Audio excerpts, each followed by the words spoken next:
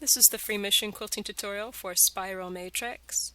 This is stitched by first setting your foundation with matrix. So you're going to stitch long wiggly lines across your quilting space, then travel along the edge and echo that line with another wiggly line an equal distance away. So I'm stitching about an inch away from my first line of stitching.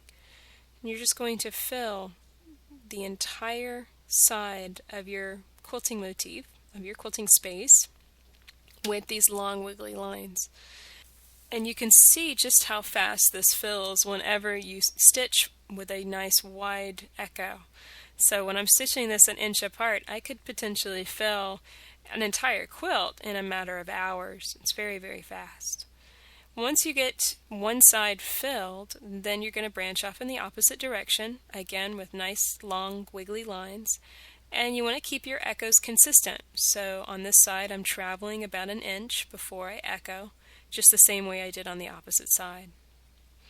And this is your foundation. This is what you set first before going in and filling the squares, the little wiggly squares, with spirals. So let's fast forward here so that way you can see how the second half of this design works.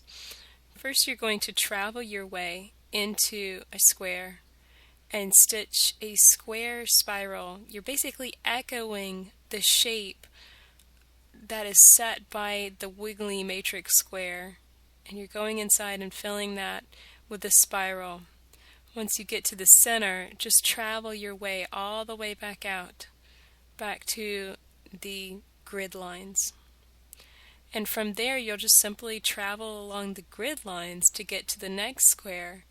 And I only filled my squares, I kind of filled them in a checkerboard pattern. So I would move from here, I would move diagonally down to fill the square that is diagonally above this one. You can see right now I'm filling that one. And I would work in that manner all the way around my quilt, filling in the squares so that was every other one in every row. So that way you can see it adds a nice little bit of texture. It fills in those larger squares just a bit, but at the same time you still get this nice flowing wiggly design. And here's what it looks like when you finish spiral matrix.